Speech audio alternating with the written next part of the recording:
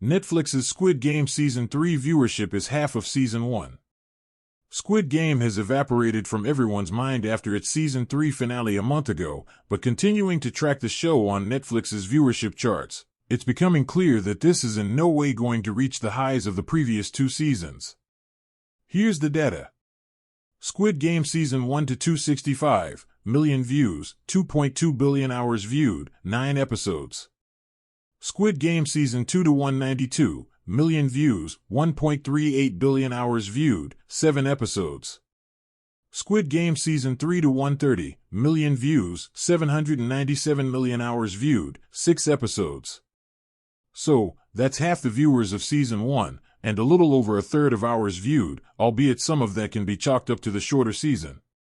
However, I think it's worth comparing to Season 2 as well, given that there were only 6 months between them, rather than the 3-year gap between Seasons 1 and 2.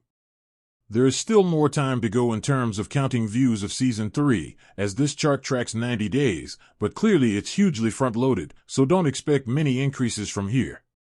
If that's the case, that's losing 50 to 60 million viewers in half a year, indicating that many simply didn't care to return for the finale of the series. It is still the case that Squid Game is big enough, even with these declines, that it sits comfortably near the top 10 of all Netflix shows, English or non-English, across all its seasons. Squid Game Season 1 to 265 million views. Wednesday Season 1 to 252 million views. Squid Game Season 2 to 192 million views. Adolescence, 142 million views. Stranger Things Season 4 to 140 million views. Squid Game Season 3 to 130 million views. Dahmer, 115 million views. Bridgerton Season 1 to 113 million views. The Queen's Gambit, 112 million views. Bridgerton Season 3 to 106 million views. However, we are about to see the arrival of Wednesday Season 2 and Stranger Things Season 5 before the end of 2025, which I imagine will push at least Season 3 down 2 more places.